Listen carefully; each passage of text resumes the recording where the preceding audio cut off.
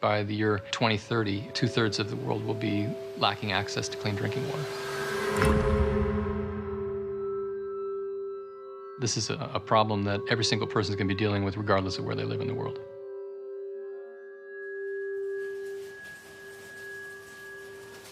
When you begin to treat water as a commodity, where the price of the water is dependent on supply and demand, you end up with corporate control of all of our drinking water. I mean, think about it right now. The cost of bottled water is more than the cost of gasoline. When you consider that, you see that water is really the next empire.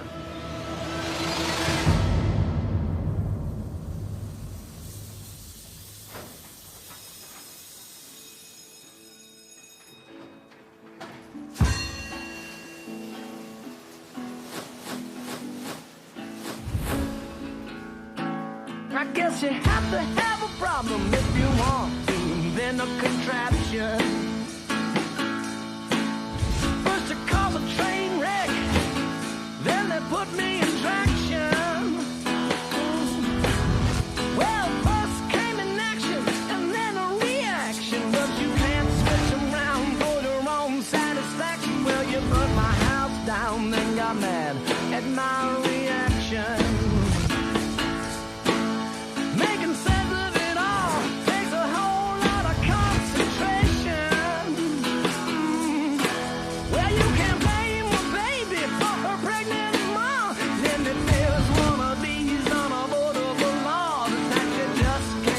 The effect and make it the cause. Well, you can take the effect and make it the cause. I didn't love a thing because you made up the law. Blame me for robbing Peter, but don't you blame Paul. Can take the effect and make it the cause.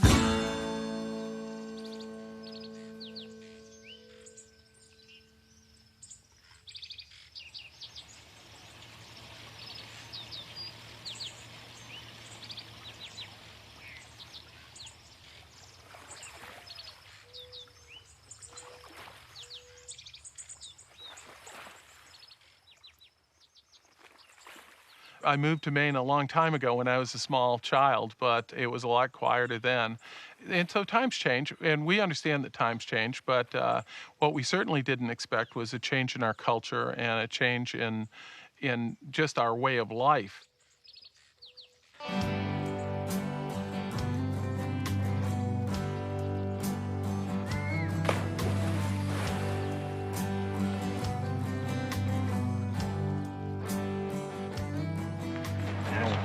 Good friends. Hey, you have I appreciate it. okay? Yes. You have a good day, and I'll bring it right back here. No problem. We'll be right here. No problem. I'm going to be driving slow.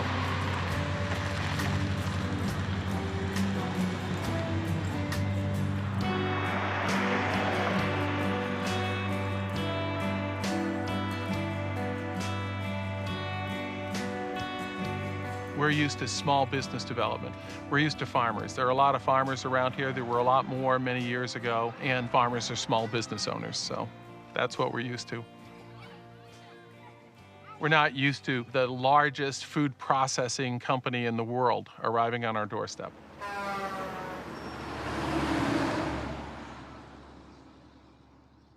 Nestle operates in the United States under multiple names, and Poland Springs is one of the Nestle brands.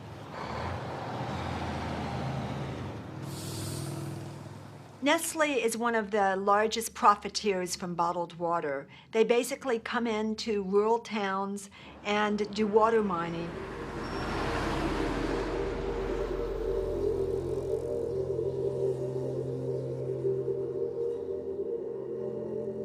It kind of reminds me of Texas and the oil rush in the 1930s.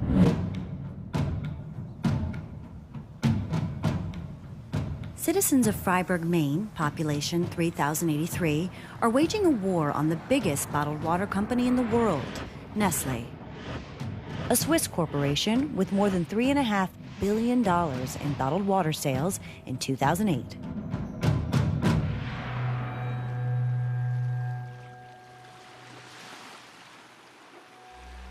I wound up working as an assistant secretary in Bill Clinton's administration. And whenever I went to the developing world, I always found in my briefing books as one of the number 1, 2, or 3 national security interests for the United States, it was potable water, drinkable water.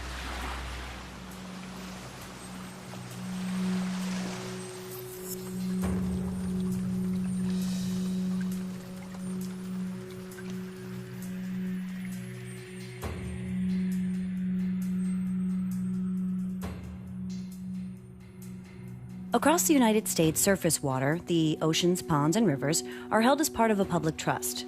But groundwater falls under a different set of rules depending on the state. Maine operates with a rule called absolute dominion, which was adopted in the late 1800s. Absolute dominion basically means that he who has the biggest pump gets to take the most amount of water, which in Fryeburg, Maine, is Nestle. What's happened is that Nestle gets a permit. None of this is public knowledge unless someone is going down to the courthouse and looking through local permits. And so Nestle gets a foot in the community before the local people who are going to be impacted by this water mining even know about it. They are pretty clever. They started looking at what they needed to do within the state, what they needed to do within communities, and they had a long-term plan for this development. They never notified anybody in town. They never published anything about what they were going to do. They just started pumping water. We were mapped out without our knowledge and consent, and land was bought here and there in the places they thought there was water, and people in the town went, how did they? We didn't know that was happening. Nestle right now is pulling all this water out for free and selling it at a huge profit. What a great idea. I mean, really. Well, Nestle decided that we'll just come in and take the water. And some of us said, well, wait a minute here. We're not going to let you just take the water. It's our water. If they really were interested in us, they could come into town and really pay taxes. And what we were talking about was a tax at the wellhead, so that as this water got packaged, the people of Maine would be paying less than 1% of this fee, and the people in other parts of the country that purchase Poland Spring water would be paying the rest, since they were the beneficiaries of the water that costs Nestle between 6 and 11 cents a gallon to extract and process and package, that they sell for $6 a gallon. And Nestle said there was no way they were going to pay anything. Period. Because they say that if we have a fee like that, that they can't survive. That was it. End of discussion.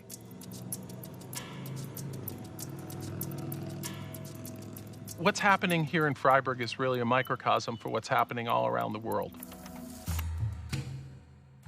Nestle and other large water barons are out trying to tie up the rights to water. Why should a rural community's resources, its ecosystem be drained so that people in the city can drink out of a plastic bottle when their water is just as good where they're living? Who controls this resource? Who owns it? And what Nestle is doing in this community, and they're doing it across the state, is defining control. It's all about control.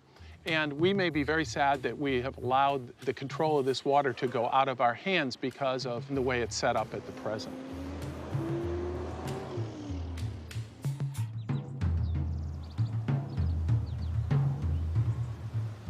The people of Maine have spent a lot of money, publicly and privately, to make sure that this water was cleaned up and is clean and will stay clean for generations.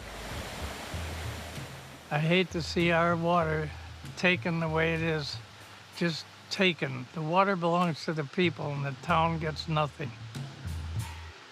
You think that's a good deal? Activists claim that citizens in small towns like Fryeburg are finding it increasingly difficult to fend off Nestle's overwhelming legal resources. We think that a big corporation like Nestle is able to come in with their big city lawyers and locally in communities where they're bottling water, they're very powerful. It's a situation where you're highly outnumbered, you're outgunned.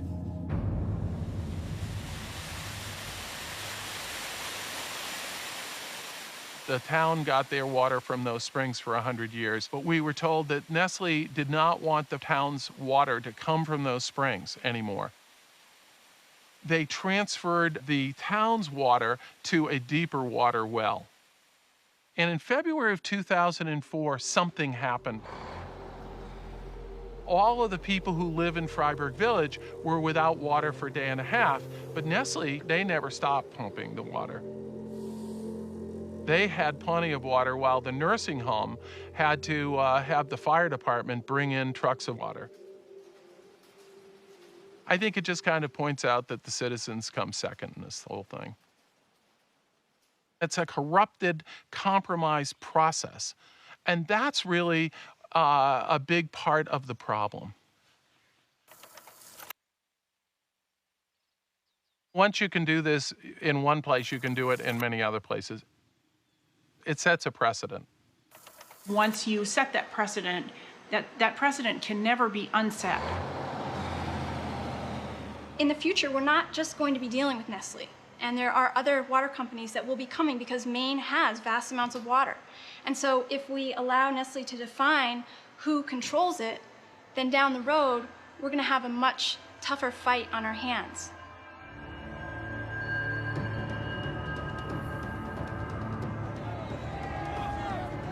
This multinational corporation from away is trying to come into our state and our bioregion and take control over our water.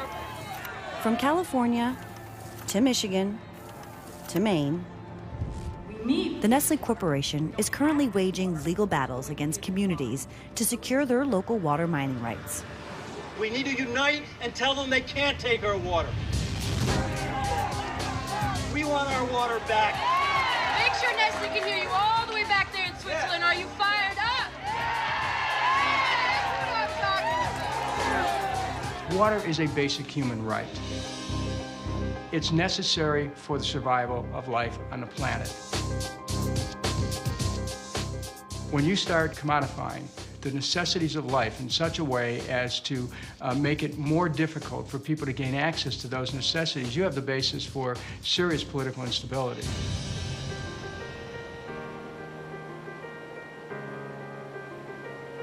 As Mark Twain once said, you know, whiskey is for sipping and water is for fighting. And there's going to be a lot of fighting about this before it's done.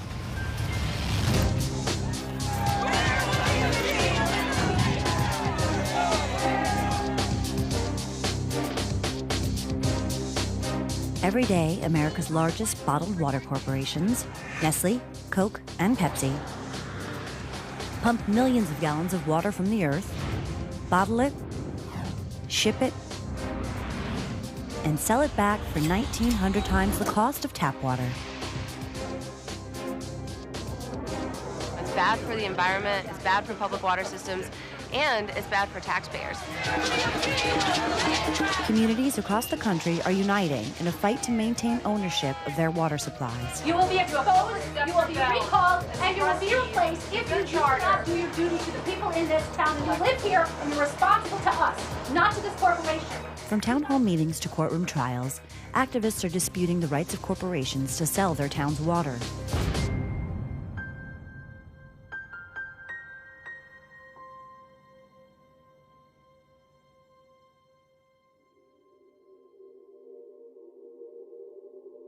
The World Bank places the value of the world water market at $800 billion.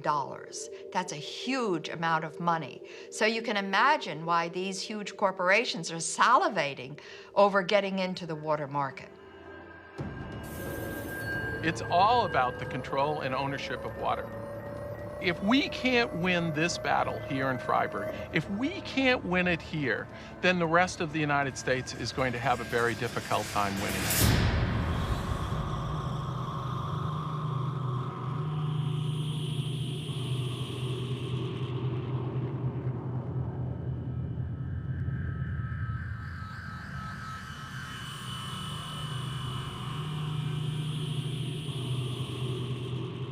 The issue of climate change has added further impetus to these issues in terms of where does our water come from? Is it going to be there forever? This is a problem that every single person is going to be dealing with in the next 20 to 25 years, regardless of where they live in the world.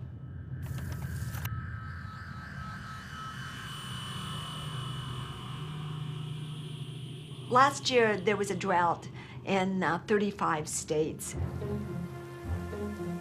When you consider that water supplies continue to be dwindling in certain areas because of changes in the global climate, it becomes imperative that we do everything that we can to protect freshwater supplies for use by the general public. When private entities have a claim on public water supplies, you run into a real collision of moral values against the narrow profit concerns of corporations.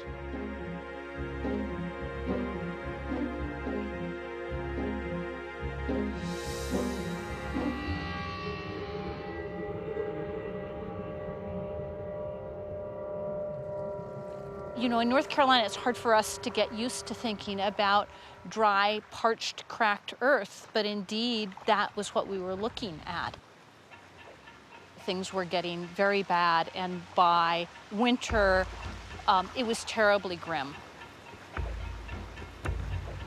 One of the ultimate ironies was that Pepsi was, of course, continuing with its bottling plant operations. And this was at the height of the drought. They were drawing over 400,000 gallons a day. Bottling municipal water that then they were selling back at the very point we were running out of water. I thought it would make common sense to put a temporary halt on that plant. And they would not stop doing it.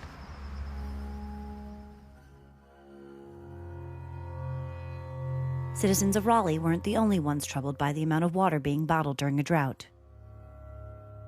Well, the city of Atlanta and North Georgia has been experiencing a level 4, a very severe drought, and we've asked people to cut back on their water usage. People in Metro Atlanta have long thought there was an abundance of water because we're in a green, lush environment, and not realized that we're on borrowed time.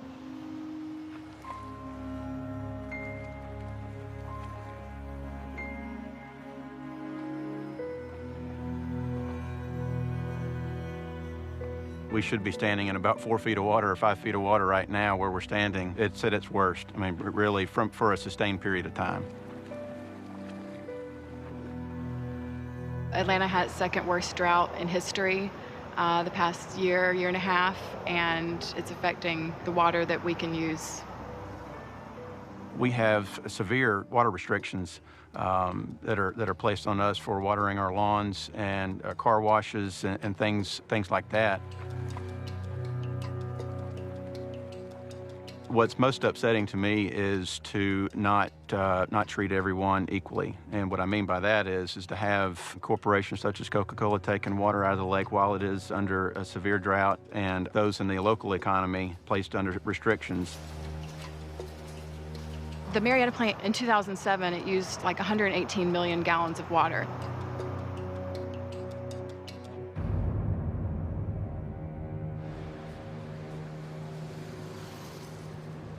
Bottled water companies use a very small amount of the groundwater in the United States.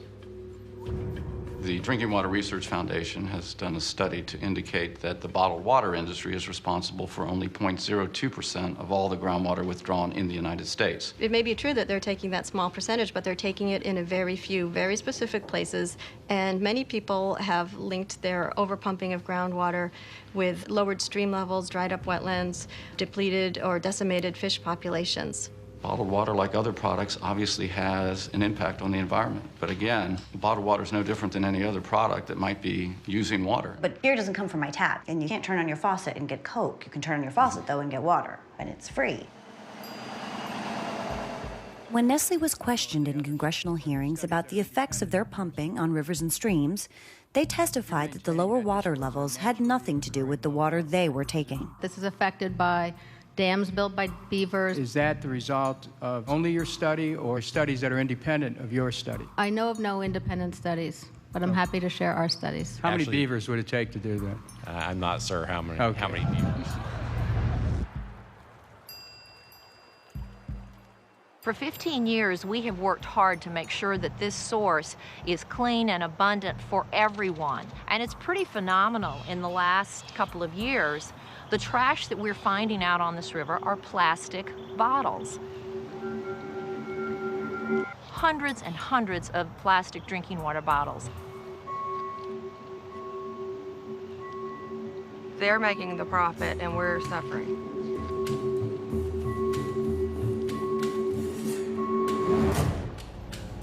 You know, if they were using it, making a profit, and then putting some of that back towards the lake, then that would be different.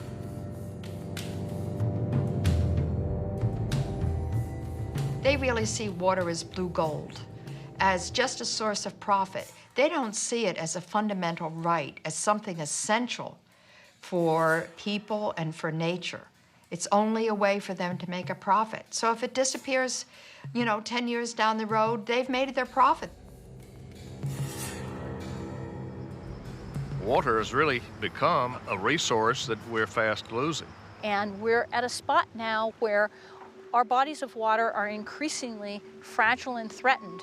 Falls Lake, Jordan Lake, and we need to be protecting them. And we're not doing an adequate job right now. We really don't have good, comprehensive policies in most places to deal with water supply and water quantity. I mean, one of my favorite examples was as Atlanta was facing a water crisis, the governor was going to bring people together to pray for rain. To all Georgians and all people who believe in the power of prayer, who ask God to shower our state, our region, our nation with the blessings of water. They were on the verge of opening a massive artificial mountain of snow so people could ski in the middle of the summer. There wasn't any rational, thoughtful, comprehensive policy in place that would say, this is goofy. With companies like Coke, Pepsi, and Nestle so vital to local economies, government officials are often forced to choose between environmental consequences or job loss. Well, this government's not doing anything. I mean, this government's for sale. And so everything's ready to be auctioned off, including the public's right to water. It is not something where you can just sit back and hope that your elected representatives will always do the right things for the citizens. Do we have a right to say what they do with our water when we're the ones that keep buying it? And if we didn't keep buying it, then they wouldn't be producing as much as they are. So we have to look at it on the demand side. Do we need this? Do we need to continue polluting our planet and wasting our money as a consumer?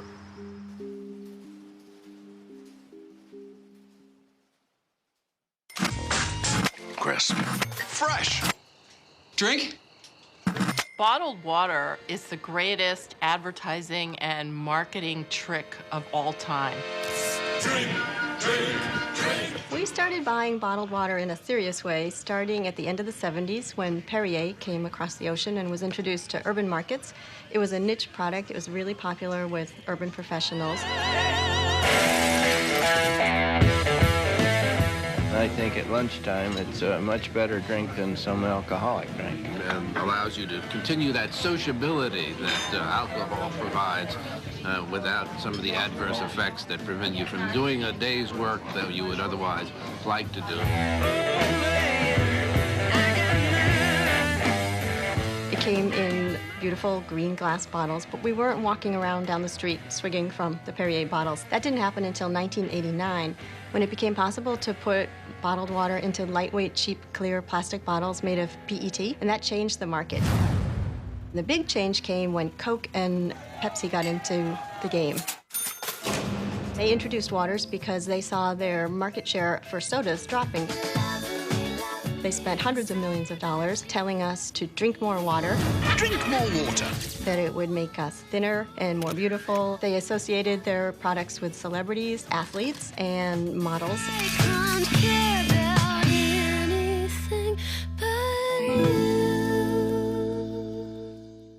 And we drank it up, and to the point where it became an $11.5 billion business in 2007.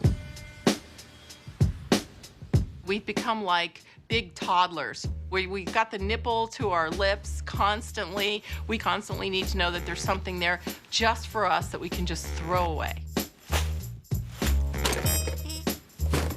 We want everything individualized and personalized and just for us, and we want to not have to wash it or take care of it. We want to just throw it away, and we want it immediately available and convenient. Otherwise, we'll have a fit. So on one hand, you had this tremendous marketing muscle, and on the other hand, you had a complete absence of criticism of bottled water until very recently. And you didn't have utilities who provide municipal water. They didn't have their own PR budgets. They had barely enough money to keep their own systems going, so they were counteracting this onslaught of media, print, and TV ads. Many of the ads implied that the water was healthier for us than tap water. We don't consider tap water to be an enemy. We don't.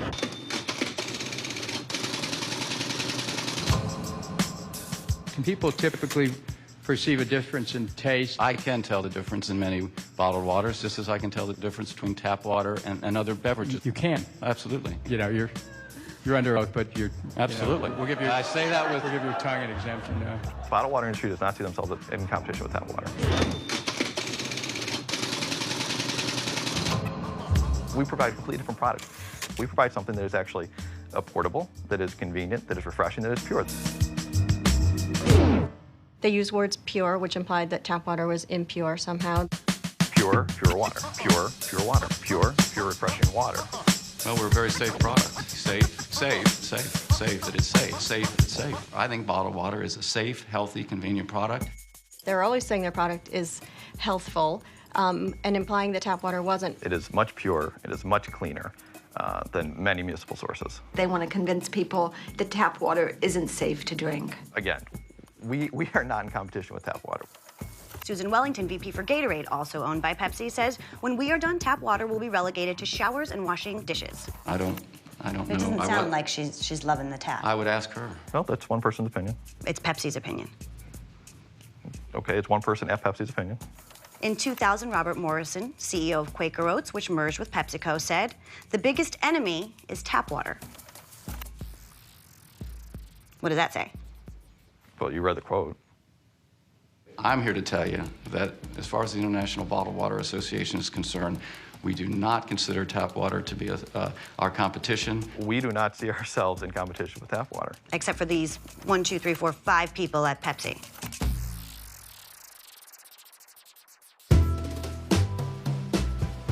Many bottled water companies are careful not to disparage tap water because of their reliance on it. In many cases, bottled water is simply municipal tap water. Basically, these companies are taking our water and selling it back to us for a profit, and we think that we're getting something great in return. That doesn't really seem like you're getting your money's worth if you're simply paying a very high premium to get what you could be getting out of your tap.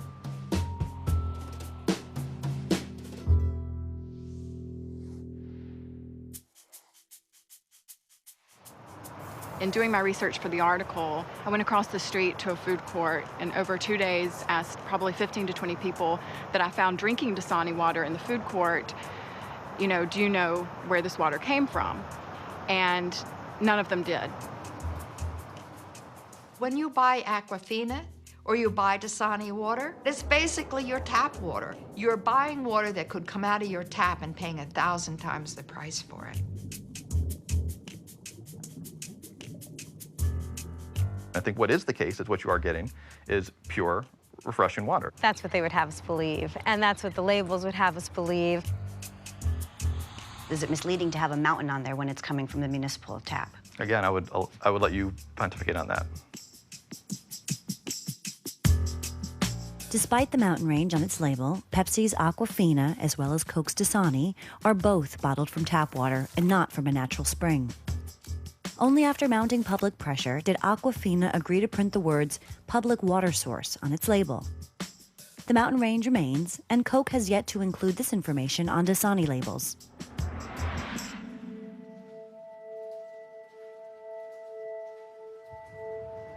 Well, what we found is that the bottled water industry has been less than forthcoming in providing information on what their bottles actually contain. The packaging can have an adverse effect on the original product, which is why it's so important for us to get the information from the bottlers who know exactly what's happening at their plants and who know exactly what is happening in that bottle.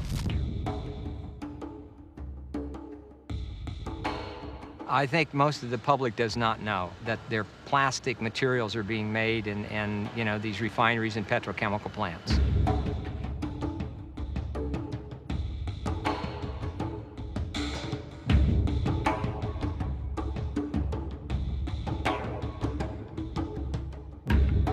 Beverage containers contain a recycling code on the bottom of the bottle.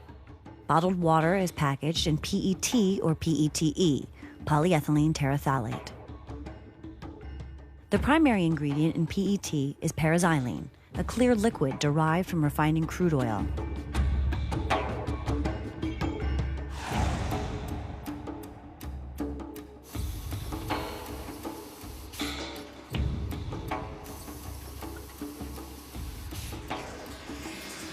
% of PET manufactured in the U.S. ends up in Nestle, Coke, or Pepsi beverage containers.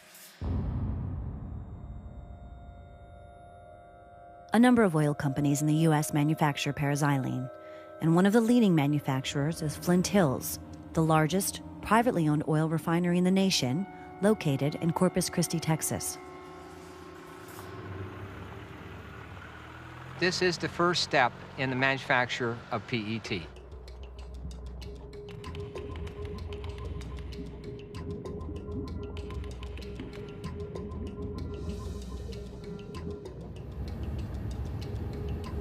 That, my friends, is Flint Hills. And that's here in where Corpus plastic Christi. starts. Yes, that's where plastic starts. What they make is paraxylene, which is a vital compound in making plastics. What a lot of people don't know is that it's in the benzene family, and benzene causes cancer. So as they're raking in the bucks, the people here are sick and dying.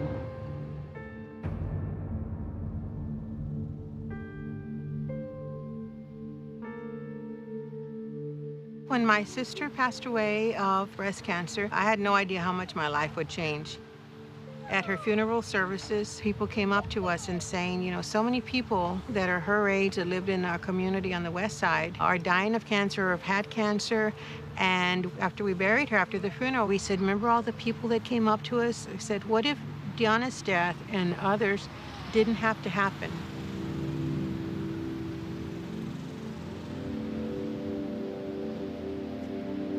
So we conducted our own investigation, and we found that our community was built on top of oil waste field.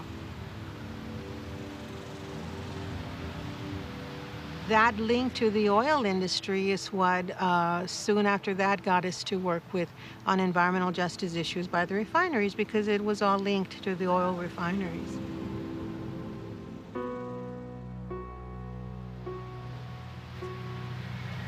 We don't want people to suffer the way she died.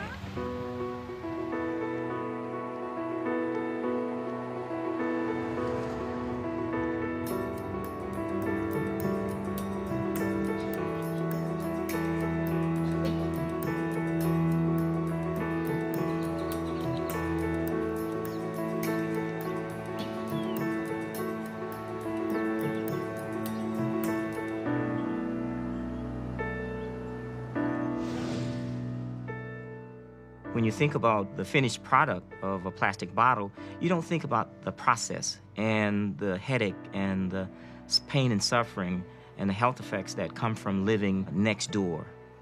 It's out of sight, out of mind. But these are real problems that are being experienced by real people.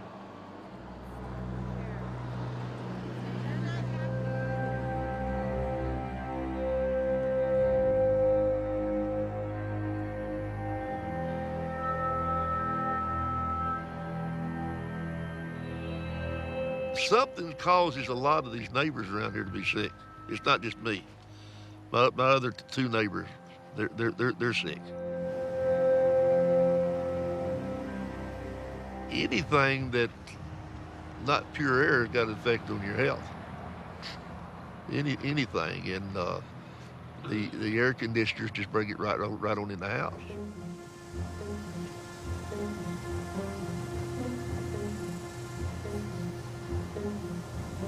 This doc come in and told me, he said, well, your day's over, son. He said, you ain't never gonna work again. He's on oxygen, and I have sarcoidosis, which is a multisystemic disease, which means it can go into any organ.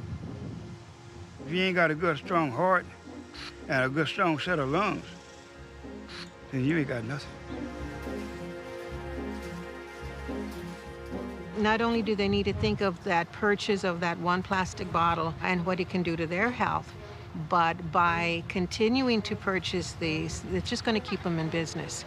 So if they stop buying that, it'll not only protect their health, but people that they've never met, people that are suffering and dying, like here in Corpus Christi.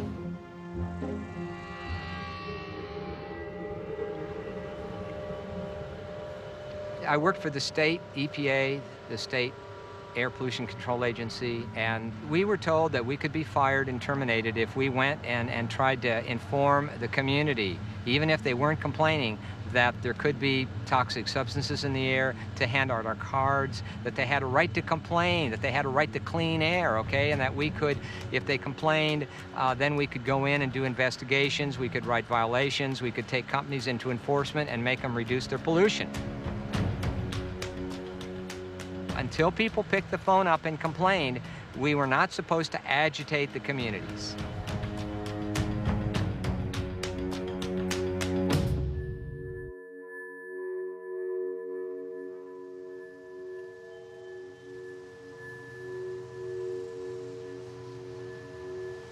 I consider myself to be garbage, because garbage is worth nothing, so neither am I. If it wasn't for the love of my wife and my grandchildren, I wouldn't be here. Because they love me,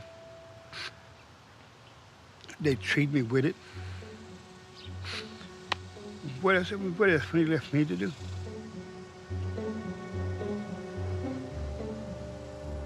There's reasons why people that live around these refineries, breathe this air and drink this water, have higher rates of cancer, birth defects, and other illnesses.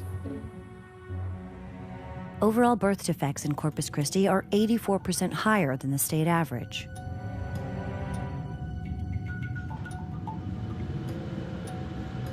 One of the concerns I have with the PET plastic bottles is that you wind up contaminating a lot of groundwater. Most of the petrochemical plants have major chemical leaks in the ground. So part of the toxic cycle of dealing with PET is that there's so many problems that it contributes to. The groundwater is contaminated, the air is contaminated, the soil is contaminated.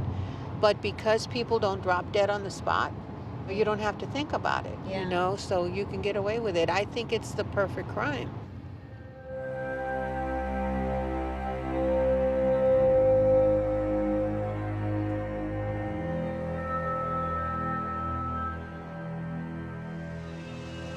The plant hasn't always been 2 blocks from us. It's just gradually moved up, little by little, so much so till we just probably didn't pay any attention until we started hearing people talk about emissions in the air and this in the air, and then we became conscious of it, and now we're very aware of it.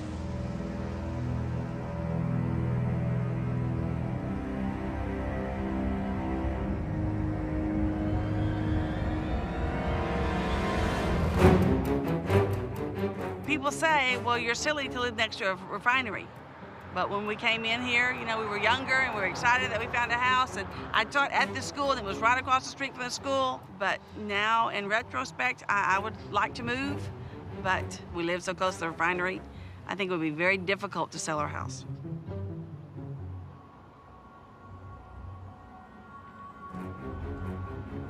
You know, there's battles that you can fight and win, and there's battles that you can start and you lose.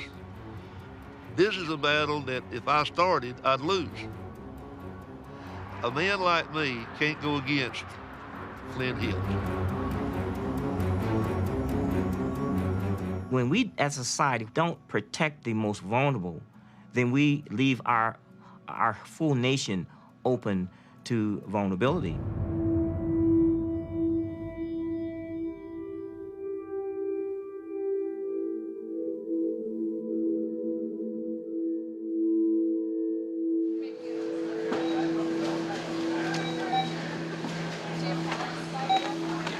When people buy bottled water that's made with PET, they are contributing to these sacrifice zones and to the toxic exposures that people here are suffering with. Even though it may be people who are living on the fence line, ultimately it affects everybody because ultimately we all pay. As long as bottled water is being presented as safe, we will all be affected ultimately and eventually.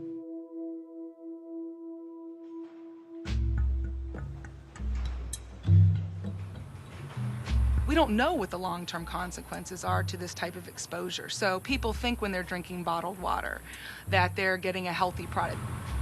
They're not conditioned to think, well, maybe there's something in the plastic. And then we trust government, we trust industry. When they say that everything's okay, we say, okay, sounds good to us. Our product is safe, the package is safe. I don't see any long-term effect presented by our package. Our members are meeting the standards of the FDA. The problem is that to our last account, we found that one person at the FDA was responsible for overseeing all of the regulation of bottled water in the country. Are you that one person? I do spend some of my time on bottled water, but I have other responsibilities as well. It doesn't sound right that there'd be one person in all of FDA, but who knows? The FDA is filled with good people who are trying to do their best, but they are overwhelmed. The drug industry is so big, so powerful, so rich, the FDA can't keep up, and their hands are tied.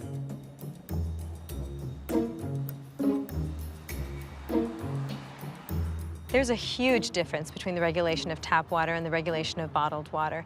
To put it simply, tap water, municipal drinking water, is highly regulated, and bottled water is virtually unregulated. I don't think you would ever find a situation where a bottled water would not be subject to FDA regulation. If it's produced in Maine and sold within Maine, it's not under FDA jurisdiction. We regulate products that are in interstate commerce. That means products that move from state to state. Most bottled water is produced in-state and consumed in the state, and the FDA does not have control over those types of bottled water.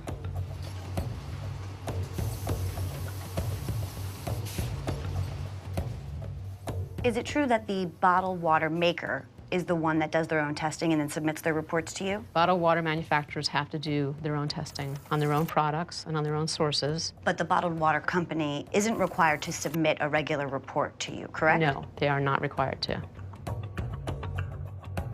Every city provides a public water quality report that you can access online anytime. Bottled water companies are not required to make their reports available to the public. Those tests can stay hidden in company filing cabinets. They can stay in, backup hard drives at bottled water companies. They don't have to be published. We've actually tried to use our Freedom of Information Act to get some of that data, and the FDA is very reluctant to honor citizens' organizations' FOIAs at this time. Could you imagine what would it mean to the industry if something went wrong with any of these products? So they want to make sure that they're as pure as possible. Something's gone wrong many a time. Now, there have been many recalls. With water? Yeah. Okay. I've never heard of any. The U.S. Food and Drug Administration has recalled bottled water that may be contaminated with microorganisms that may cause vomiting levels that reach or above World Health Organization. Of the popular brand off the shelf. 72 million bottles detected. 33,000 cases. When we find out that there's something in our tap water that shouldn't be there, it's because it's constantly being tested.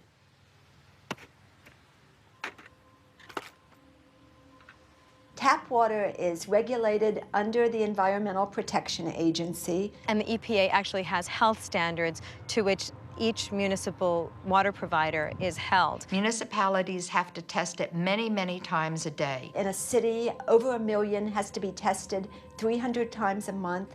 In a city of 3 million and more, it has to be tested 400 times a month. So who are you going to go with? Half of one person at the Food and Drug Administration telling you that these billions of bottles of water are safe? Or you're going to go with municipalities who are testing the water many, many, many times a day? Who do you trust? When you're talking about the bottled water industry, you're talking about virtually no testing, and people have just assumed that what we're getting is safe. So we tested over 1,000 bottles of water and found everything from arsenic to leaching from plastic bottles to bacterial contaminants. And really what we learned from this was that you really don't know what you're getting. Some people have gone to drinking bottled water literally because they are concerned about the water. And the problem is they're unaware of the fact that buying bottled water is not necessarily safe, that you end up being exposed to other chemical compounds. Testers over the years have come up with all kinds of contaminants in bottled water that we wouldn't have found out about if people hadn't taken upon themselves to run the tests. In an independent test of bottled water, we sent 7 brands to 2 separate labs. One to Test America, and the other to Dr. Michael Sommer, an environmental chemist. Then, to ensure there'd be no bias, Dr. King, an epidemiologist and toxicologist with Toxicology, Inc., analyzed the results. If you were to look at all the data I brought and you read everything, you'd be horrified. Horrified at what they found from, vinyl chloride to butadiene to styrene, benzene. I mean, it's horrifying. The first group of bottles were tested straight off the shelves. Test America found in their analysis of the samples toluene. Toluene is a constituent in gasoline and it has been used in paint thinners. It's a neurotoxic agent and is also linked to adverse reproductive outcomes. The second group was left in the trunk of a car for 1 week. Dr. Michael Sommer tested some water samples from 5 different bottles and identified styrene in one of the samples. Styrene is a cancer-causing agent and can cause adverse reproductive effects. Dr. Sommer also found 3 different types of phthalates. Phthalates can cause dysfunction, particularly in the fetus, and can cause adverse reproductive outcomes for males and females.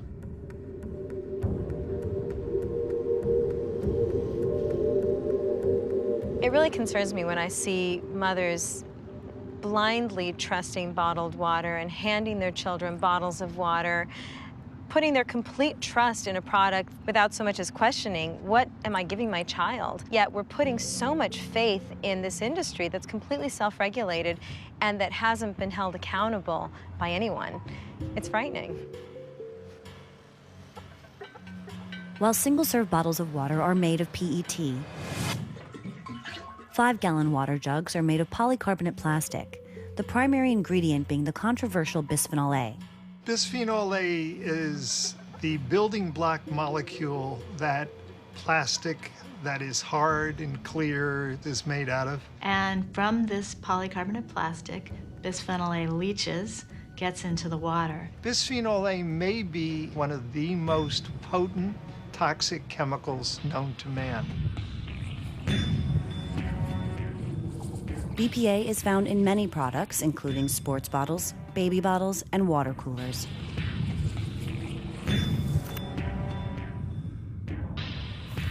The problem is Bisphenol A acts at very low doses as an estrogen.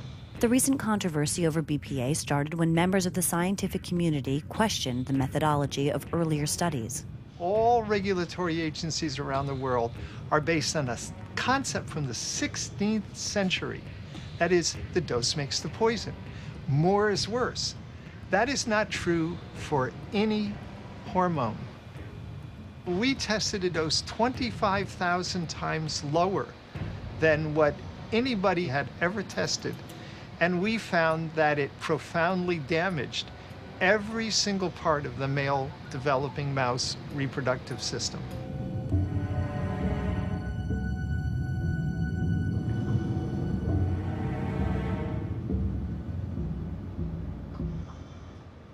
After a decade of research on low-dose exposure to BPA, Dr. Frederick Wamsal's findings captured the media's attention.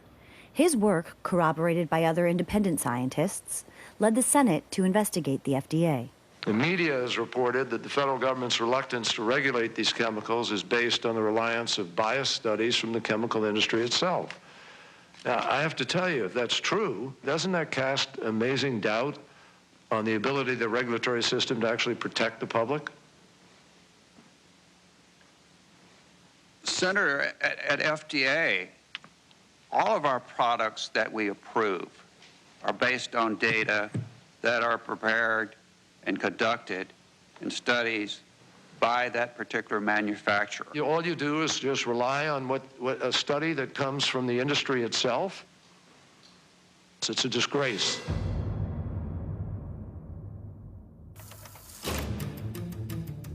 They didn't get it right with Vioxx. They're not getting it right with bisphenol A. And there's going to be hell to pay over this. Senator, we have looked at all the studies in the literature, and there are hundreds. The Food and Drug Administration did not look at all the evidence. They looked at 2 studies produced by the chemical industry and made their decision on that basis. Have you asked for studies from independent sources?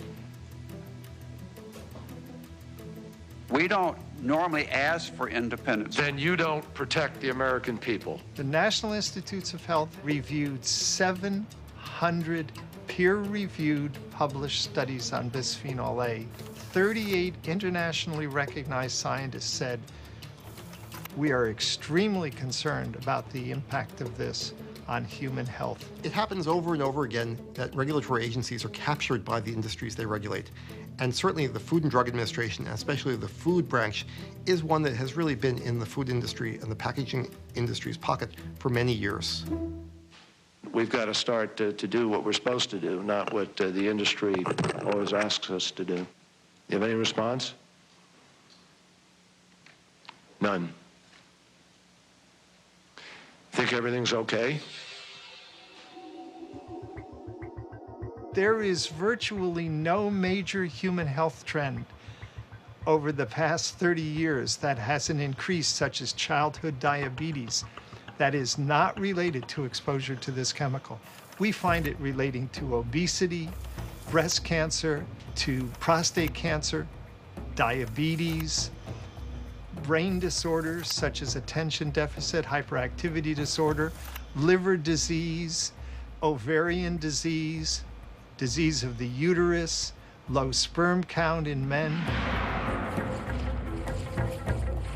We're talking about $7 billion a year industry. They will spend any amount of that $7 billion necessary in advertising to the American public, trying to convince them this chemical is completely safe. The scientists who work for product defense companies will never produce a study, or certainly will never publish a study, that finds a result that the sponsors don't like. Because their job, their whole economic model is based on working for the companies to protect their products.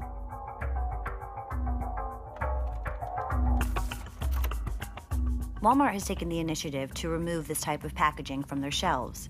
They've been called more stringent than the FDA. How do you respond to that?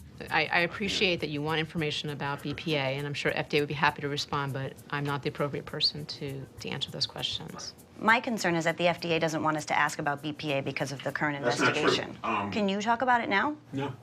If I had known you were going to talk about that, probably wouldn't have given you the interview. Bisphenol A is so frightening to the regulatory community because of the magnitude of the error they made. And bisphenol A is the poster child chemical that is going to dismantle the entire regulatory process and demand a reanalysis of all chemicals.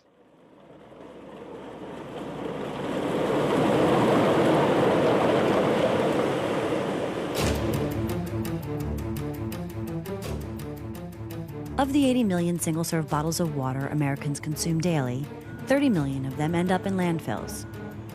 The average world recycling rate on beverage containers is 50%. The United States falls behind that world average, with a rate of around only 20% of all beverage containers actually getting recycled. This number has been on a steady decline year after year. It's important, I think, to make it known that 100% of bottled water containers are recyclable. And we do encourage... Well, they are recyclable, but they're not being recycled. Not all of them. It's just because there isn't enough recycling capacity. There's not enough collection. The charge to provide safe drinking water in the whole country really comes down to municipal officials. And they spend an awful lot of money to provide a safe product, and they're competing then with the bottled water company, and in some cases feeling a little bit under attack by the bottled water folks. And then at the back end, after, you know, they go through this sort of insulting, our water isn't as good as your water kind of thing, then the municipalities are meant to pick up the tab by providing all the recycling for the plastic bottles. Well, why not put some of the recycling costs onto the bottled water industry then? What a good idea. That's exactly what container deposit legislation or container deposit systems do.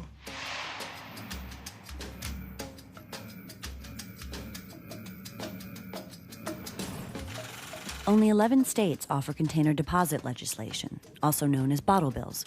That's when consumers pay a small deposit on the bottles they purchase and get that deposit back when they return it for recycling. That funding is what funds the entire recycling program. It's completely in the hands of private industry. So not only is it not reliant on taxpayer funding, but they're not worrying about the volatility of government funding to pay for the program. In states that have a 5-cent deposit, they get about a 70% return rate. In Michigan, where they have a 10-cent deposit, they get a 97% return rate. It really is a proven system. It's been in place in most of these states for 25 or more years, and we know it works well. A lot of states don't have bottled water covered in their systems because bottled water didn't exist 25 years ago when they passed their bills. Of the 11 states that have bottle bills, only 6 of them have expanded to include bottled water. Most of the states that have bottle bills, they only cover soft drinks and beer. And so when bottle bills, when it comes up to expand them, they send their lobbyists in. They spend millions of dollars fighting those bills. Because we think it's an unnecessary tax on the American consumers. What we'd like to see is actually more street curbside pickup. Curbside recycling is the preferred method and can be very effective, and we're trying to do everything we can to encourage consumers to recycle. The companies say that they support curbside recycling. They think this is the best way to get the bottles back into recycling systems. They are really resistant to deposit programs. They don't like the idea of this because it's bottlers that fund this. They end up paying a penny or two per bottle after all their costs are figured in, and the money they make by recycling the plastic. They're costly. The retailers don't like them. We think that we can be more effective if we use curbside recycling. What happens is people don't have access to curbside recycling. How many people don't have access? About half. 50% of Americans can't recycle. Don't have curbside recycling, that's right. And of course with bottled water, this is one of those products that is consumed on the go, so people don't bother to bring it all the way home again and put it in their recycling bin. It's just not convenient enough for them. If 1/3 of their products are not being consumed at home, then that means that's 1/3 that has no chance of making it to the recycling bin. And that's 56 billion containers. That's an awful lot to just give up. The plastic bottle usually ends up in the landfill, but some gets incinerated. A lot of it ends up in the Pacific Ocean.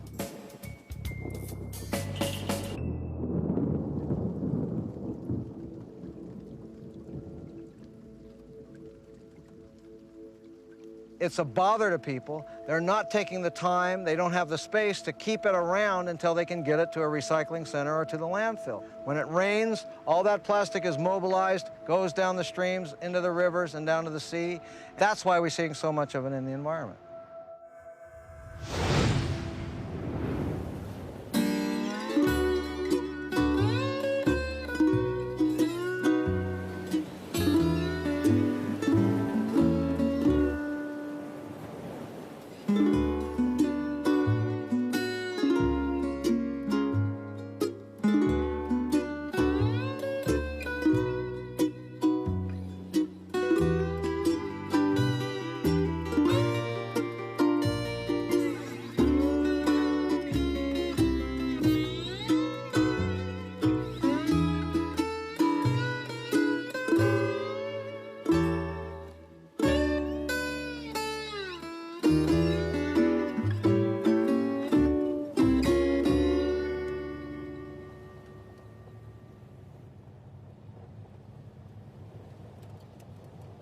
We've been driving for about 3 hours trying to get to Camillo Beach, which is really the southernmost beach in the United States, and it's where away is. When you throw something away, it might be out of sight, out of mind to you, but this is where it ends up. Of the 80 million bottles of water we drink in the United States every day, many of them make their way to the sea, where they're carried by ocean currents and end up deposited on some distant shore.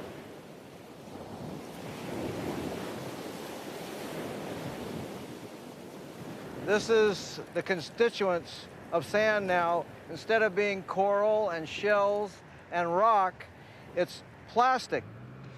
This is a beach of the future. This is what we are going to recreate in if we continue to pollute the environment with plastic.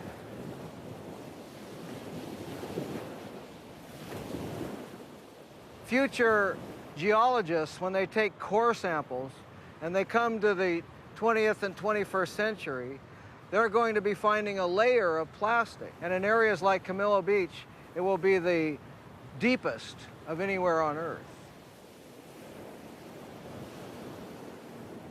If you eliminate the scourge of bottled water, you'll be eliminating one of the biggest problems facing our environment.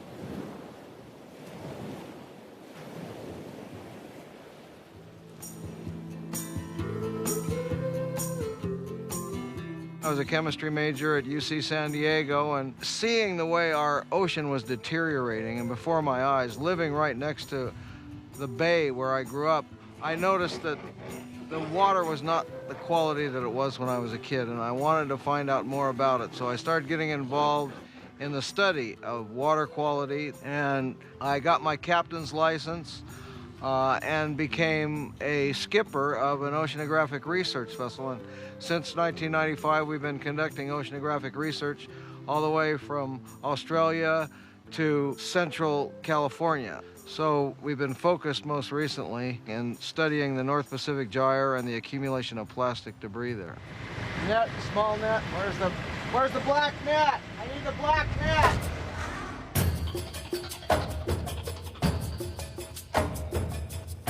In the Central Pacific, we've discovered an area called the Eastern Garbage Patch, which is twice the size of Texas and has as its constituents a huge soup of plastic. All our trash has been accumulated from Asia and the west coast of North America.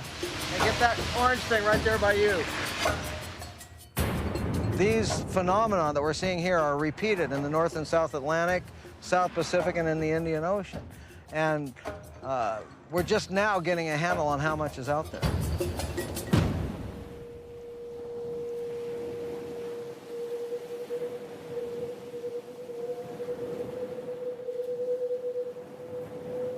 Well, what we do is we go out to this gyre and we trawl a net. It just so happens that when we pull in that net, more than finding the plankton in the ocean, we're finding plastic. And so what we see here in this jar is a 1-mile trawl out in the middle of the ocean, as far from land as you can get anywhere on Earth.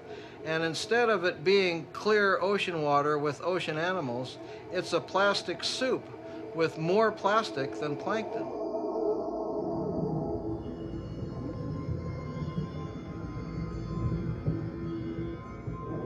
In 1999, we did a survey and found 6 times as much plastic as plankton. In 2008, we went back and did the exact same survey and found 46 times as much plastic as plankton.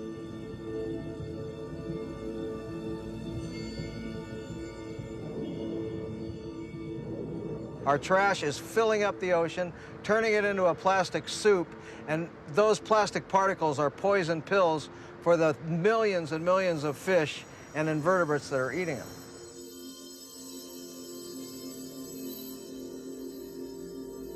So you're actually finding the remains of water bottles in these Oh, samples? absolutely.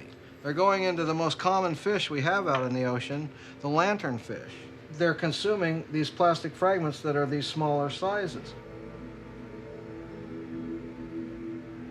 We don't know how much plastic it's going to take to kill these fish, but I can tell you, so far, the most we found has been 26 pieces in one fish. What you have is a gradual decline of the health of both us and the marine species.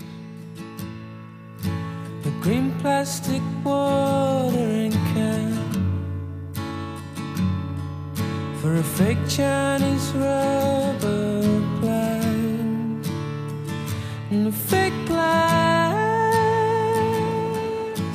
girl. Bottled water may have a place in disaster relief, but there are issues around bottled water that make it unsuitable for regular use. And those issues need to be emphasized because bottled water is becoming a big contaminant of our environment. All these contaminants have resulted in an ocean which is compromised. This is an immediate threat now. This is threatening the entire marine food web.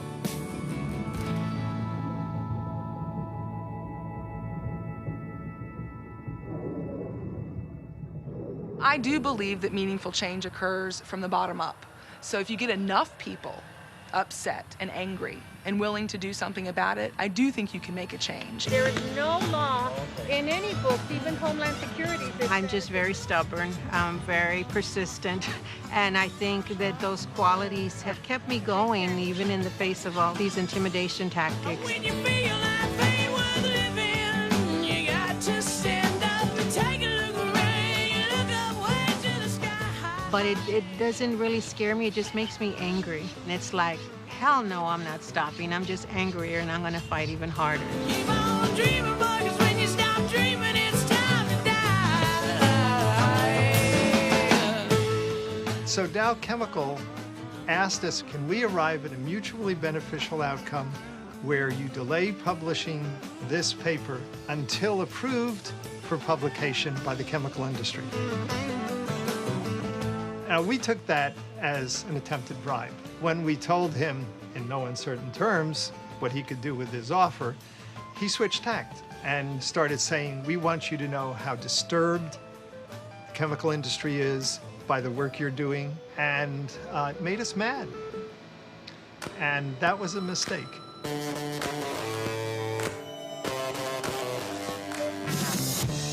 I had probably pissed off the people at the top of my agency.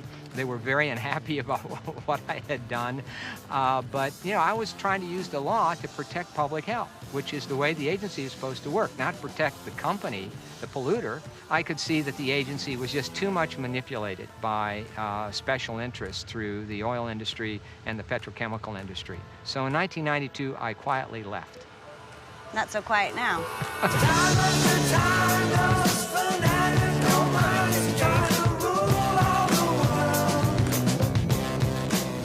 For some reason, we've begun to take clean drinking water for granted, and that's a mistake. There needs to be a voice for the environment and the long-term interests of the community to protect and enhance this vital resource. We should be strengthening our public water system and enforcing the laws to make sure that our water is clean. It's important in a democracy that people stand up for things. Democracy is a participatory sport. By selling our water to this multinational corporation, the district is putting all of us at risk. There is no such thing as extra water.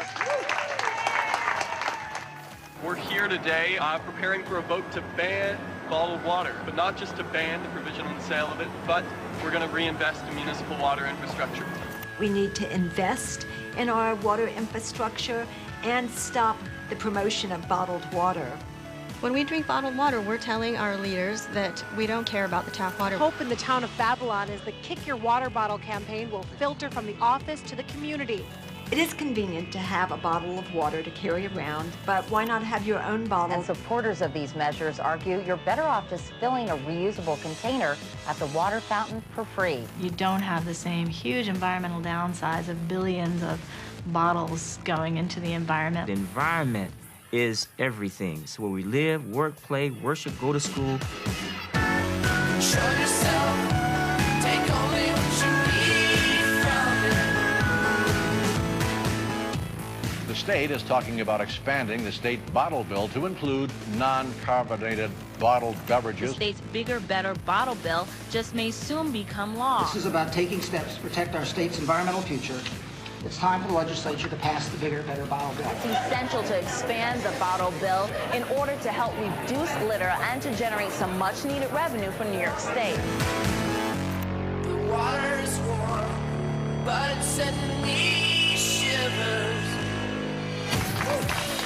Is it not one of the most important issues that we're facing today? This is really the battle about the future. Baby boomers have got to stand up and wage this fight. And they've got to stand up and wage this fight for their children and their grandchildren. More and more places are banning bottled water. A growing number of cities are banning the use of public money to buy bottled water. Vending machines in municipal buildings no longer offer bottled water. The restaurant now serves only filtered tap water. Washington University in St. Louis will end almost all sales by the end of this semester. We've had successes, and I think we will continue to have some successes, but it is David fighting Goliath. We are the children of Revolutionary War soldiers, and we are not going to give this up without a fight. We are not giving it up without a fight.